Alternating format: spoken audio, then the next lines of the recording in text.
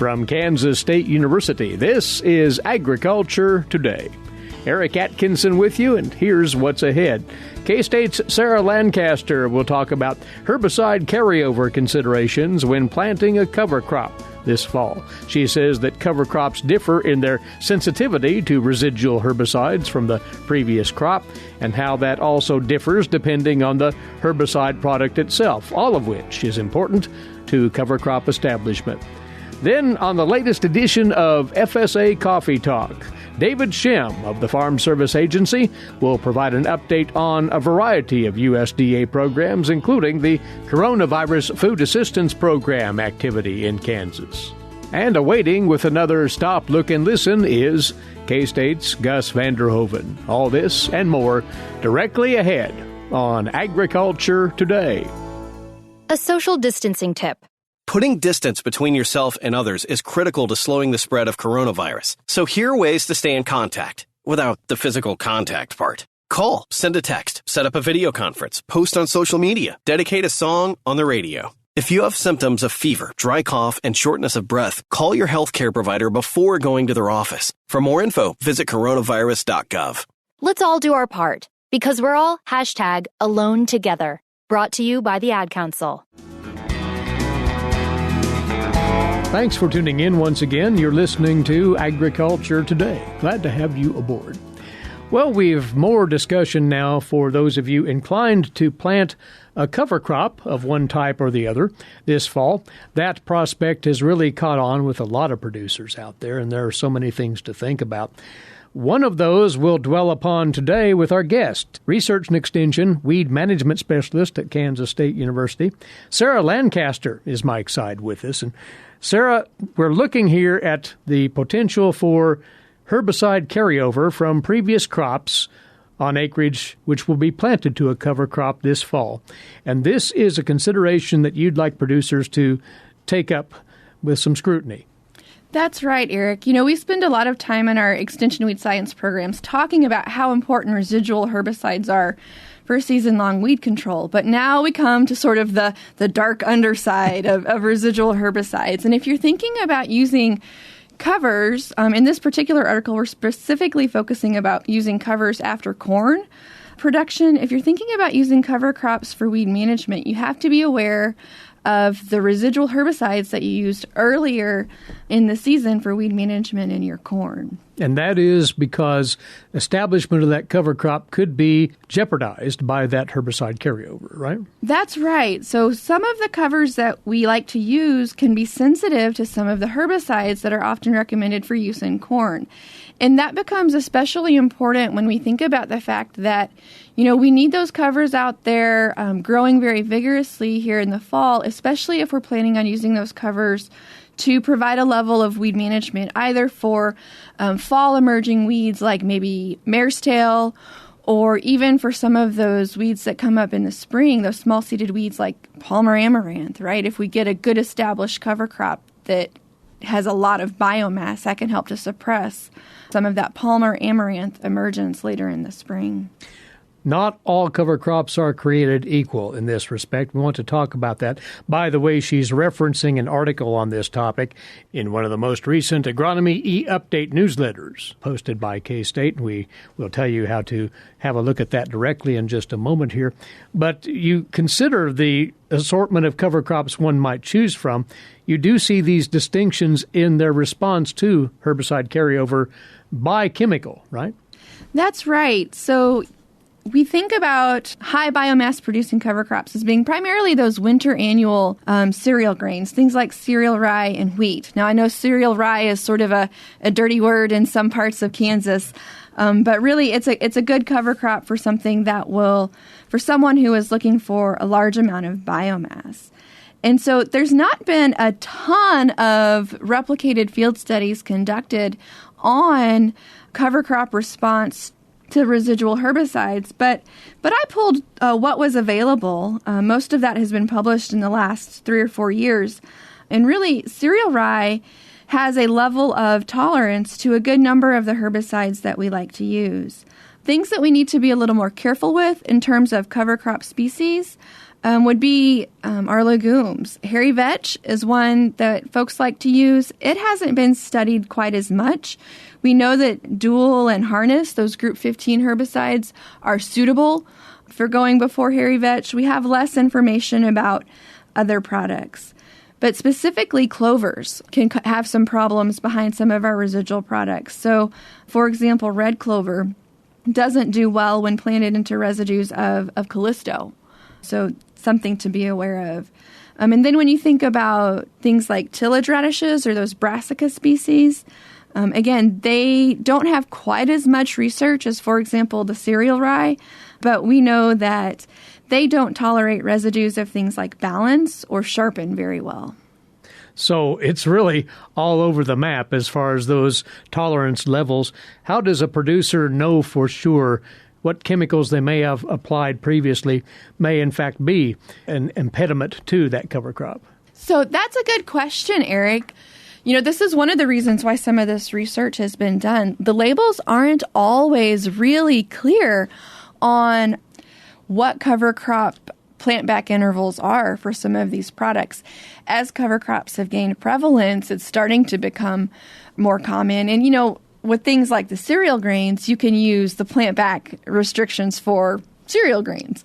But for some of these others, it's honestly not quite as clear on the herbicide labels. Mm-hmm. So there's some good references out from places like the Midwest Cover Crop Council as well that can help with some of this information too. You mentioned cereal crops, and one that you've included on the table covering this in that article we mentioned earlier, wheat. How does it do as a cover crop now in this respect?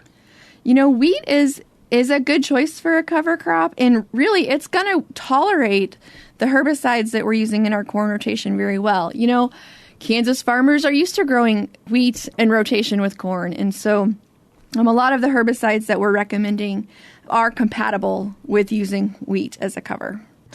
Haven't talked specifically here, and maybe it just muddies the waters, Sarah, but premixes, one would potentially have used a mix of chemicals. That further complicates this matter? It does, Eric. And, you know, again, thinking back to the replicated research trials that we looked at to put this table together, there was not a lot of information on premixes. And so that can become a little bit of a question mark for producers, because sometimes there's, you know, additive effects. So we know that this product plus this product has a greater effect. Sometimes, you know, if we've had a warm, and like we have here in Manhattan, a particularly wet summer, you know, there's probably not going to be much difference in terms of the premixes, because things will have metabolized very well throughout the summer. And you mentioned weather conditions. That's another variable here that needs to be factored into whatever one does with this cover crop then. Absolutely. You know, we're used to talking about carryover to winter wheat or even carryover to spring crops. And so all of those same variables are in play here, Eric. If we've got, again, wet and warm conditions, those are very conducive for those residual herbicides to be broken down by the bacteria and fungi that live in the soil. And so there's definitely a weather variable there as well. So really what you'd advise folks to do is have a look at this table that you've put together in this Agronomy E-Update article, and it gives a rating of injury likelihood from that previously applied herbicide. That's right. That's right. So what I did is I went through the literature, and if there was no evidence of a negative response, we gave it a green. If there were mixed responses, it got a yellow. And then if the responses were all negative, it got a red.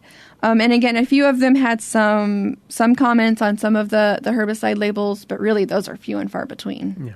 And it'll cover this table cereal rye, wheat, red clover, hairy vetch, and radish, and the susceptibility of those respective cover crops to the common corn herbicides, in this case, that are utilized out there. So have a look at this at the agronomy.ksu.edu website, the recent Agronomy E-Update article from K-State, dated Friday, August the 28th. Look for that issue.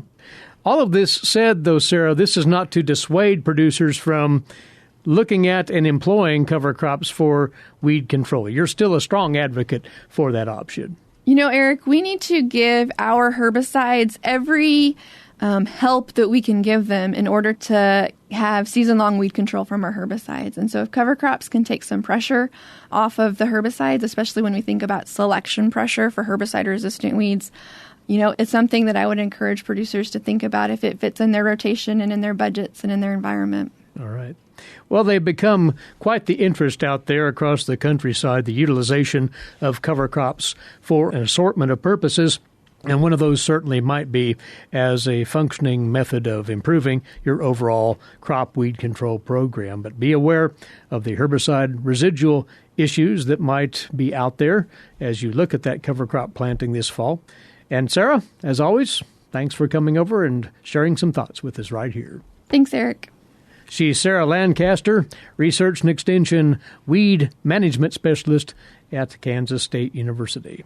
And if you'd like to have a look for yourself at the latest information on this issue of cover crop herbicide tolerance, you can go to the Midwest Cover Crops Council website as well. They have a load of information on all things cover crops for you to consider. And on a related note, there is an excellent new publication just out from the USDA NRCS that would be of equal interest to you cover crop producers in Kansas. This summarizes a 2-year evaluation of 56 commercially available varieties of cover crops, including black oats, black seeded oats, cereal rye, crimson clover, daikon radish, hairy vetch, red clover, and winter field pea. Quite similar to the variety trials for cash crops like wheat and corn, this study aims to assist you producers in making good, informed decisions on planting the best adapted cover crop variety for your location and your cropping system. That publication is now online at nrcs.usda.gov. Look for it under the Plant Materials program. That will guide you to this summary of cover crop performance for our growing conditions here in the Central Plains. And speaking of the USDA, up next for you is the latest edition of FSA Coffee Talk here on Agriculture Today. What is radon? Home exposure to radon gas is the leading cause of lung cancer death in the United States for non-smokers. In Kansas, 1 in 4 homes will test at or above the EPA action level. The Surgeon General recommends all homes be tested and fixed if necessary. Visit kansasradonprogram.org for more information. Test, fix, save a life. This message brought to you by the Kansas Radon Program, the Kansas Association of Broadcasters, and this station.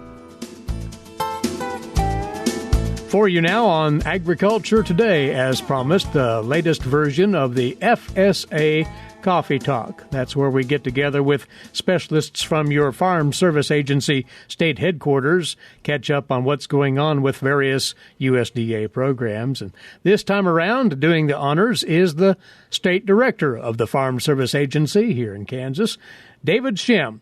David, let's begin by looking at a few specifics as far as that coronavirus food assistance program, the first round. And what do you have to share there? This is a program which has been very active in helping producers work their way through these economic difficulties caused by the pandemic. Absolutely. So, one of the first things I think I'll just jump on real briefly is that CFAP enrollment. Many of our producers may have heard of it, but there was a NOFA announced here a while back, and what the NOFA was a notice of funding availability. And basically, Eric, what that boiled down to was that letters or documents could be submitted to USDA showing the impact that the COVID, which is what the CFAP program obviously was focused around, the impact that the COVID had also had upon those additional crops. So based upon that information, that NOFA filing that USDA had, they took that information in and analyzed those programs and the impact that those programs had on all those crops there, added some additional crops, Eric, on that, and then actually extended the deadline until September 11th. Mm-hmm. Now, for the state impact on us, most of those crops that were added were within the specialty crop category, and there was also aquaculture and horticultural areas that were added as well for Kansas. So most of the impact for those producers were, again, in those specialty crop areas there. But, again, with all that being said, that is an area that we have been highly busy on with over 30,000 applications in our state alone. And, we've also, with those 30,000 applications that we have had, we have actually disbursed there almost $450 million, Eric. So the impact, and this was anticipated, but the impact has been enormous for the state of Kansas. There's no denying that, David. Oh, absolutely not. And one of the things I want to kind of mention, Eric, is the CFAP program. And I know many of our producers have probably already heard some of the comments that the Secretary has made concerning a CFAP 2 program or another round of CFAP assisted coming out. We're in that stage right now of anticipating. We're looking forward to what those rules are so that we can be prepared for when producers do come in here. But that first program was primarily focused around the crops and livestock that had been impacted from kind of the first part of the year, that January 15th date, up until that April 15th date. And, one of the things we've seen is by far the lion's share of impact we've seen in the dollars that we've dispersed out there to producers has been within our livestock sector there. And so, but again, we'd be anticipating, some of the second round to start to address, losses that's occurred after that date as well. And producers, stay tuned for more news on that. Something regarding CFAP 2 is expected here in the not-too-distant future, according to the USDA. David, another program we might mention here, that is one that can provide assistance to producers who have endured a disaster situation, the WIP Plus program. What about its status and its implementation here in the state of Kansas of late? Well, one of the things, like you said there, one of the things that's really impacted it as far as the WIP Plus here, wildfire, hurricane indemnity program, we've mentioned this before. It was opened up by some congressional action at the end of the last year, again, to include both excessive moisture as well as drought provisions for those producers impacted that. And so from a state perspective, that really qualified a lot of our producers in the years 2018 and 2019 that impacted, it seems like if it's not flooding, Eric, then we're being dry across the strait. And so, some producers have dealt with drought one year or flood one year and vice versa the next year. But with that being said, there is not a deadline currently on the WIP Plus program, but I'd really encourage the producers who in 2019 and 2018 were impacted by either excessive moisture or flooding or drought. Now, the one thing I will note on the drought level there, one of the criteria to qualify for the WIP Plus is that your county or your area would have hit a D3 level on the drought. There's also some provisions if your area was designated a disaster area by the Secretary as well. So busing for the producers there. We've been getting in a lot of applications there, but get in there to the local office and we'll call them and get to see if whether or not you could possibly qualify again. And that's going to be for 2018 and 2019. And again, we've already dealt with almost 10,000 applications for WIP Plus, and we sent out well over $60 million through that program to the state already. Another impactful program that's helping producers through a rough patch, and that is the WIP Plus program. David, you mentioned the business of ARC and PLC. That's important business as we await the final issuance of those ARC PLC payments for the 2019 production year, upcoming pretty soon. Well, we've obviously passed the ARC PLC sign up here for 19 and 20. We wrapped up that back here in June 30th. We anticipate those payments to start being released, paying that out coming in here in October once we receive authority approval from the national office to get those out. Already, I know K-State has worked with some possible projections on what they're thinking PLC payments and ARC payments will be by crops. We have not received quite anything yet from the national office, but once obviously those get coming down, our offices will be busy getting those payments out to producers amongst obviously WIP Plus, CFAP, and those programs. And then Obviously, one of the things we did just wrap up here recently was acreage reporting for the year to the August 15th. We are in the process of finishing getting up all the signatures that we've got to wait to get signatures, but we've got that acreage reporting all wrapped up right now as well, too. Very good. As far as the county offices themselves, we'll finish up with this, David, and their operational status. We're all quite aware of how the pandemic has interfered with the normal order of business for producers and staff at the county offices. What's the latest on that count? Well, again, what our offices are staged in is basically varying stages based upon what we would call our local food and ag council, combination of local extension agents, FSA managers, NRCS managers, a lot of local people to give input upon what the impact of COVID is having on the area and give recommendations up to us to recommend what phase level the office is. Mm-hmm. So just a brief, overview again, Eric, on that. We've got offices out there that are in either a phase 0 or phase 1, essentially for everybody's definition's sake of on it. Offices in that they're open. They're still doing business, but it's only by phone or it's email. At that point, those offices are not allowing producers into the office facility, just with the concerns and guidelines that we've been given. Right now, we have about 48 offices across the state that are in that situation. But we do have 56 county offices right now that are in what we would call either phase 2 or phase 3. And essentially what those phases are, there's some minor differences between them, Eric. But the big thing I would just simply point out is that those are offices that producers can come into the office. Again, need to make sure, give a jingle in there to the office to set up that appointment, because we want to do it by appointment, know you're coming in.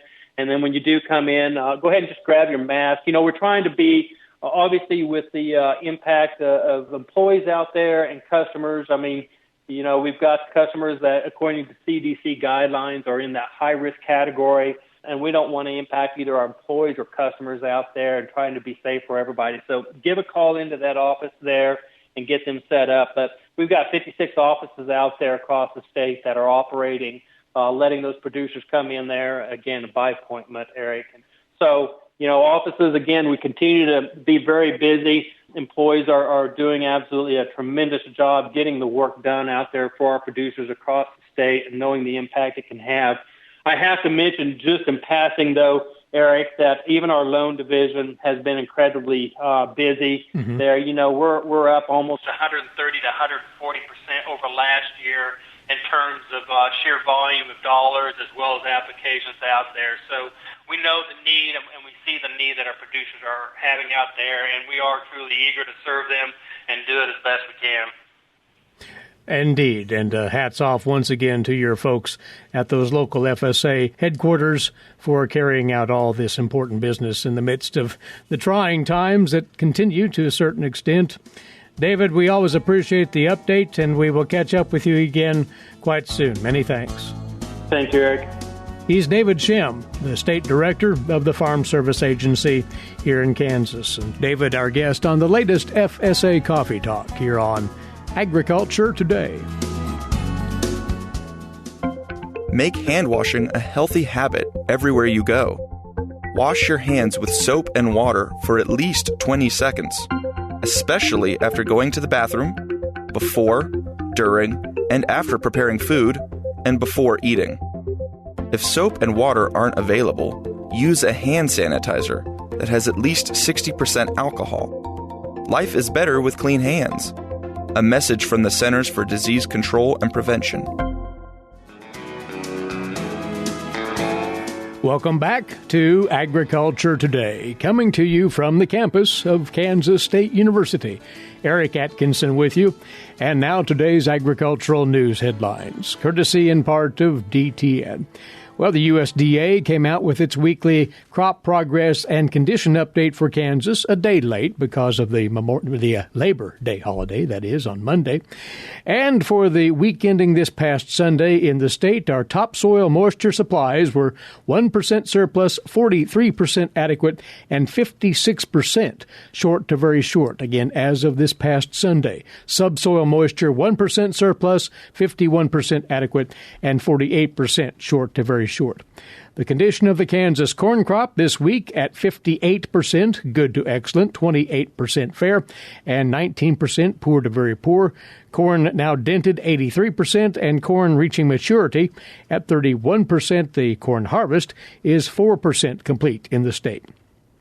Soybean crop condition then declining once more, 51% good to excellent, 35% fair, 14% poor to very poor. Soybeans setting pods at 93%, and beans now dropping leaves at 21%. And the grain sorghum crop, 56% good to excellent, 33% fair, 11% poor to very poor. Sorghum now turning color at 68%, and sorghum reaching maturity at 7%. Range and pasture conditions in the state then, 41% good to excellent, 37% fair, and 22% poor to very poor, according to the latest numbers from the USDA. For a look at the national corn and soybean conditions now, here's the USDA's Stephanie Ho. USDA meteorologist Brad Rippey has the latest look at corn and soybean conditions. It looks like after a long period of declining corn and soybean conditions, we finally see some stabilization across the Midwest, even though there are still some pockets of drought. He first notes what he calls a welcome change in the nation's overall corn condition ratings. Currently looking at 61% of the U.S. corn rated good to excellent, down 1 point from last week. No change in the very poor to poor ratings, 14%. And we're compared to last year just a little better than what we saw as we entered September in 2019. He notes no significant change in soybean conditions. We're looking at 65% of the crop rated good to excellent, 1 point change, a drop from last week. And then 10% of the soybeans rated in very poor to poor condition, no change. This is Stephanie Ho for the U.S. Department of Agriculture in Washington, D.C. According to the very latest USDA numbers, China continues to expand its purchases of U.S. agricultural products. Here's more from the USDA's Gary Crawford. What a difference a year has made in our agricultural trade with China. Now, the latest official numbers we have are for the first 10 months of this 2020 fiscal year, October through July. And USDA economist Bart Kenner says our sales to China, compared to the same time frame in fiscal 2019, are considerably higher. Soybeans are up 24% at $4.6 billion. Pork is up 429% at $1.6 billion. Cotton is up 50%. At $1 billion. Now, of course, we get news of sales as they come in, and USDA Outlook Board Chairman Mark Jekanowski says that of late, China has been a regular buyer, especially of soybeans over the past several weeks, and they've also made some pretty large corn purchases lately. It's been supporting prices. On Tuesday, USDA announcing deals that would have China buy well over 101,000 tons of corn and 664,000 tons of soybeans, biggest single-day soybean sale in about 7 weeks. Gary Crawford for the U.S. Department of Agriculture. Elsewhere in the headlines today, the U.S. Cattlemen's Association is urging the USDA's Animal and Plant Health Inspection Service and Food Safety and Inspection Service to enhance inspections of beef imported from Mexico, citing concerns over the potential use of the growth promoter clenbuterol. The group pointed to reports of an outbreak of illness affecting 54 people across Mexico linked to meat contaminated with clenbuterol. It also pointed to a 2019 study that found clenbuterol in excess of maximum limits in 52 of 106 samples of beef, muscle, and liver purchased from vendors in the city of Cuernavaca. The USDA is recommending increased inspection protocols of all beef and cattle imported from Mexico until such a time when confidence can be restored in Mexican beef products. That's according to USCA President Brooke Miller in the letter to APHIS and FSIS, saying that they've asked those agencies to conduct an equivalence verification to ensure that Mexico is still maintaining a regulatory food safety inspection system on par with the United States. A total of over 700 exhibitors from all across Kansas have entered over 1,800 animals in the 88th Kansas Junior Livestock Show. It's set to take place in Hutchinson, October 2nd through the 4th. Here's a look ahead to that from Sam Capone. Youth have entered 1,889 animals in the 88th Kansas Junior Livestock Show, which will take place at the Kansas State Fairgrounds in Hutchinson. A total of 784 exhibitors from 95 counties have entered 135 market steers, 368 breeding heifers, 228 market hogs, 260 breeding gilts, 280 market lambs, 277 breeding ewes, 175 market goats, and 176 commercial does. This event is the largest youth show in the state.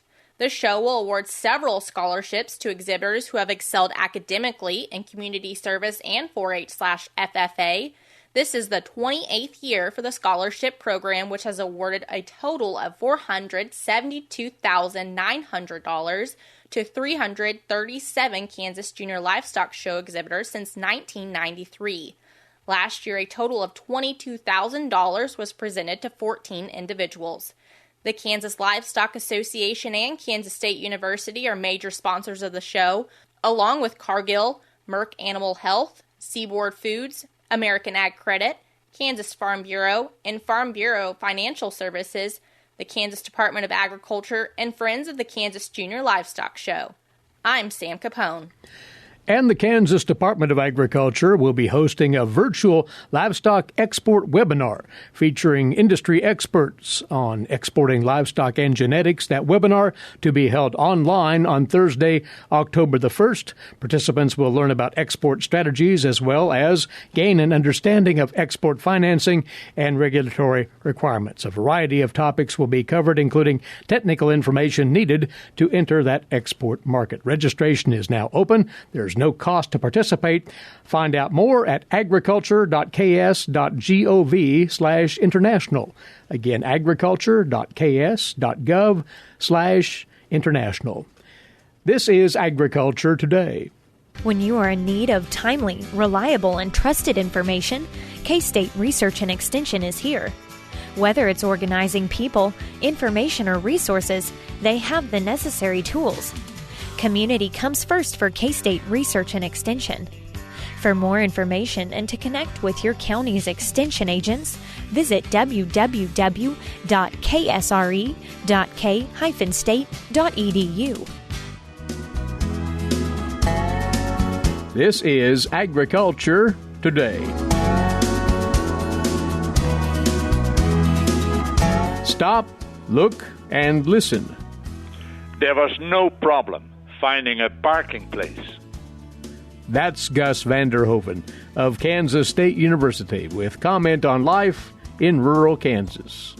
Last Friday, I had to be on campus. There was no problem finding a parking place.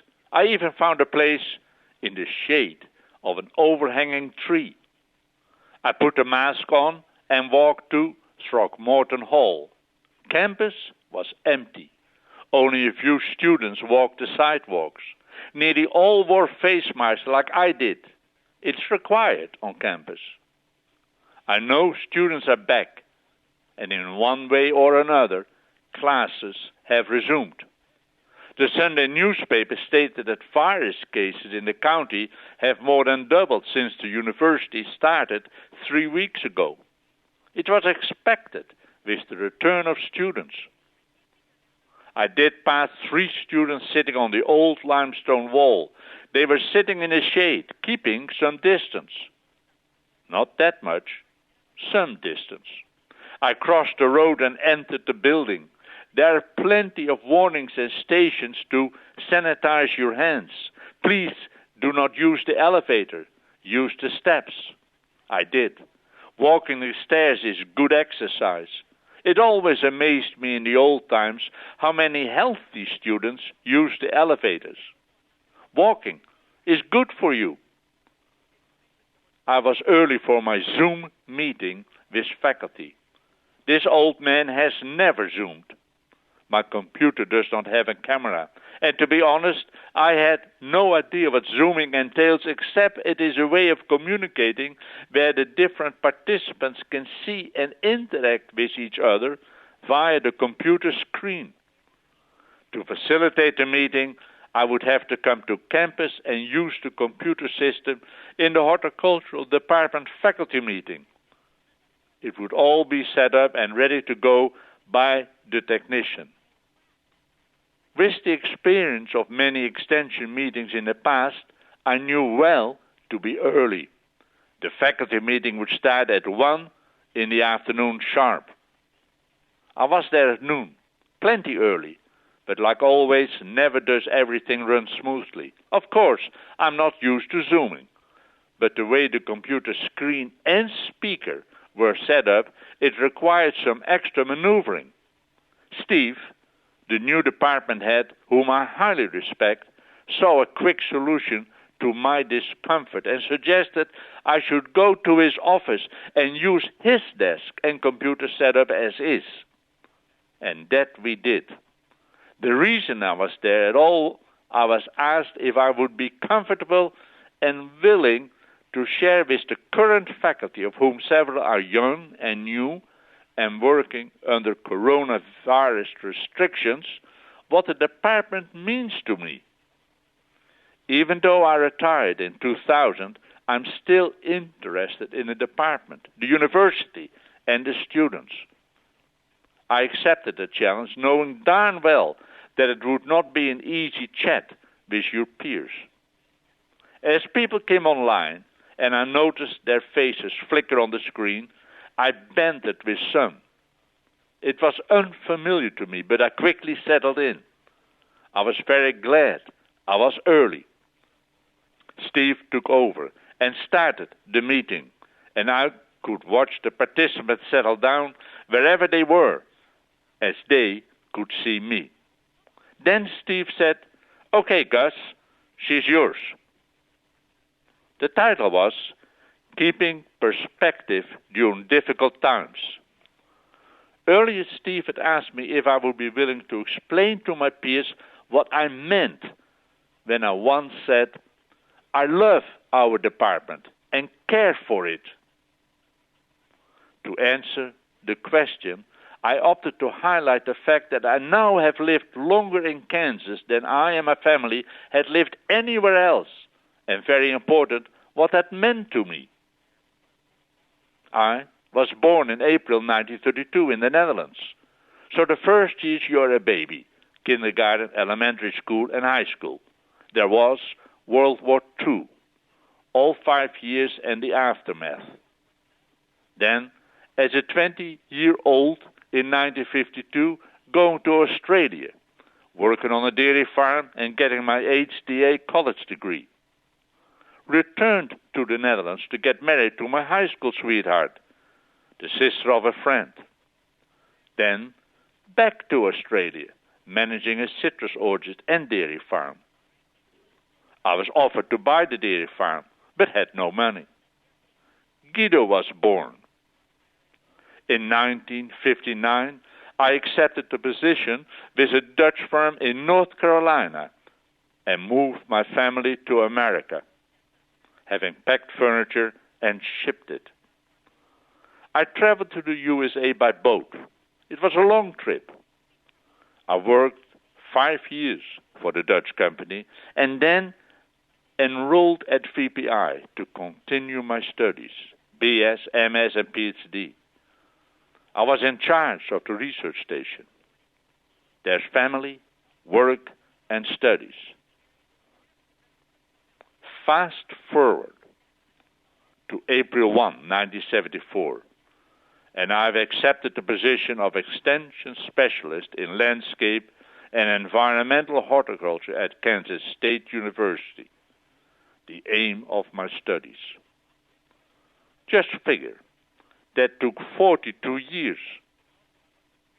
And from 1974 to 2020 is another 46 years in Kansas. Kansas is home, and that is why I love the department, because I believe in it and I see what it stands for the people of Kansas. Gus Vander Hoeven of Kansas State University with his weekly commentary on life in rural Kansas. He's featured every Wednesday right here. Our time's away once again. If you'd like to hear a replay of this or any of our other weekday broadcasts, you can find those archived at agtoday.net in reverse chronological order. You'll also find there the steps to follow to sign up for the automatic podcast download of this broadcast. Again, agtoday.net. Check that out. In the meantime, thanks for being right here with us today. Eric Atkinson here. This has been Agriculture Today over the K-State Radio Network.